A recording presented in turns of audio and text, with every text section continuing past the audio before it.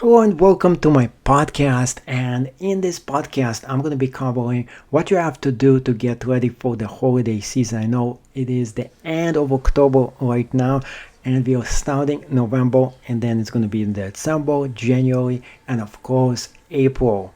And what is the meaning of those months? Let me tell you what actually happens during those months. November, we got Black Friday coming up and Thanksgiving, and that's going to kick off the start of the holiday season. Then in December, we have Christmas coming up, New Year's, Hanukkah, and all kinds of holiday seasons all together, and usually it actually goes within 2 week period. We're going to have a mania of things getting sold. A lot of people are just buying things left and right from your eBay store, Etsy, or Amazon FBA. You're going to have tons of traffic just happening during that time period. In fact, that is the time period you prepare almost all year round for this to actually happen. And if you have not been doing your job and you have not prepared it the right way, you're not going to have much sales going forward in that time period. That means you did something wrong. Now, going forward after this, we have the New Year's and then Easter. So those are all the holidays that are very, very important. Those are the holidays that's going to give you the most money. And the most important part of all is getting everything ready and selling everything as much as you can between now and the end of the holiday season. Now, keep a few things in mind. First off, you want to sell as much things as you can, but at the same time, you want to watch the price. You don't want to lower the price too much, because then your inventory is going to get depleted. And if it's going to get depleted too soon, you have to go back and get more inventory. And if you get more inventory during this time of the year, you're going to be paying extra money for it. Or it's going to take it forever for you to get it shipped to your location. Speaking of shipping, if you're doing drop shipping this time of the year, you have to be super careful, because if the item is not in stock, it's going to totally ruin your eBay reputation or your Amazon FBA reputation as well. So if you're doing drop shipping, I will keep a very, very close eye on the inventory, where you're getting the supplies from. Make sure you have more than one source of the same inventory. Make sure the prices themselves are set a bit higher so you can take the loss just in case something does happen. So those are the most important tips for you when it comes to getting things out there. In terms of price, like I said before, you want to price your items high, but not too high. So you want to go right now with having two set of prices. High prices for things that you know are going to sell pretty well, and low prices for things that you know are not going to sell too good. Now, why should you do it this way? It's very simple. High prices for things that you know that are selling. You know that you can always put down the price, and then somebody is going to buy it. You want to price them high during the holiday season, because if somebody jumps and buys these items, you're going to get the most profit on the sale itself, and you know those things are selling, so you want to keep your inventory not to get depleted.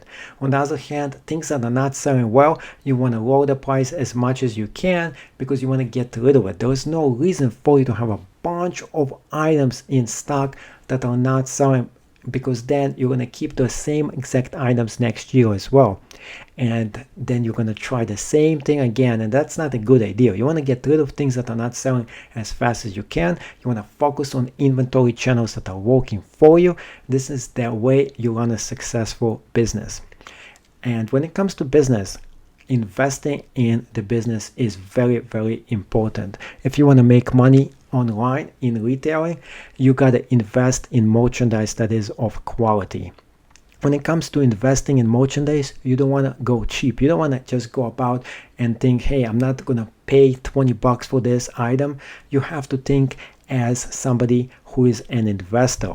That's what you're doing. You're investing A, in your education, B, you're investing in quality merchandise that you can resell for a lot more money. So if you go cheap here, you're buying the cheapest possible quality of the item that you're selling, and then you're trying to make the most money out of it. That's bad business, because people are going to leave you bad reviews, item is going to break, and it's just going to work against you. You want to get the highest quality of every item that you're selling possible. And the things that you're getting, you want to price them pretty high as well, because not only you're selling good stuff, you're selling high quality good things, and that is the right way for you to get into this business mentality. Speaking of business and mentality, one thing that I did, the biggest mistake that I did a few years ago, was when I just got started with this business. I went in, there was this Game Boy Advance system, and I only bought very few of them because I was testing the market. I bought them pretty cheap and it was selling. I was making at least 3 or 2 times the money that I paid for the item itself. Now, one of my mistakes is going cheap here, and I didn't buy every single unit I could get my hands on, which I actually should have. And the reason for that was very simple. I had a good price, I had a good product, and I could resell it for a lot more money. I should have just went to Walmart and bought every single one of those and sold them for a lot more cash and used my credit card. That was the smart way of me actually doing it. The wrong way that I actually did, I kept on thinking that once I sell the item, I can go back to Walmart and keep on buying the same exact item and reselling it. But of course, after doing it a few times, eventually all the item was sold out and I was not able to make as much money as I actually wanted to. Now, a few years later, I did the same exact thing with the Nintendo Wii, but I made the mistake here because 2 different things you have to understand. There is a hot toy and there is a vintage hot toy, and the vintage hot toy, you can go and get it for a pretty cheap price because the item itself is no longer being made. So the store itself tries to get rid of it. At the same time, collectors are trying to buy it. So you can sell it for a pretty good price. Versus a hot item that is selling right now. Now, the hot item itself is going to be priced a lot higher. And of course, yeah, the Nintendo Wii itself during that holiday season, it went from around $150 or so to around $300. Yes, it went up substantially in price, but now you have a lot more money that you're working with that could go against you. So you have to pay a lot more for the item itself, and then you're trying to sell it for a lot more money. But you can't, and it's much harder for you to do this with an item that costs $150 versus an item that costs only $20. That's why I think the sweet spot is getting items that are much cheaper and try to double or triple the money versus getting something pretty expensive and then trying to double or triple that thing. And when it comes to double or tripling, remember the PlayStation itself started to go out and they actually became smarter. They start to sell the item at a huge price, around $500 or $600 an item. So for you to try to make money off this, you wouldn't really be able to do it because now you have to sell a huge amount of money in the first spot, and then the amount of money you can potentially make, the margin is going to be pretty slim with a hot toy. So I no longer go into this kind of business, but of course, once in a while you would get a hot toy and you can get a bunch of the hottest toy out there and you can sell it for a lot more money. Yes, this is a thing that a lot of people actually do, but you gotta be careful because sometimes the market itself might get totally saturated, and if the market itself gets totally saturated with this toy, or it's no longer a hot toy, now you have excess inventory that you're totally stuck with and you can't sell it. Even worse, did you hear about those hoverboards or that they were catching fire or something?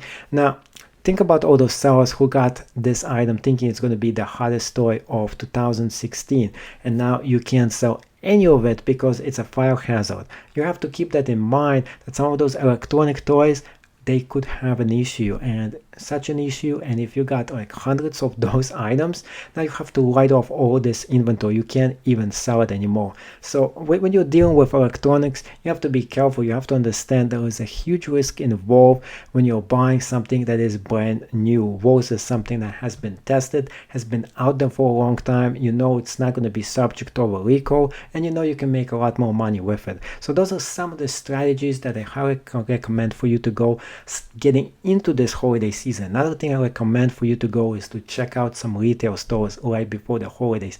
This is the perfect time for you to go in and scout for new items. You can get some things like super cheap right now, and you can double or triple your profit if you put them on sale during this time of the year itself. So this is the best time for you to make money, and if you're not making money this holiday season, you're doing something totally wrong. So keep this in mind, that this is the time you're gonna should and you will make a lot of money. And see you in the next video. If you like and you like to listen to me and you want to hear more tips or anything else in my channel, check it out. Make sure to subscribe to my channel. It is free. See you in the next video.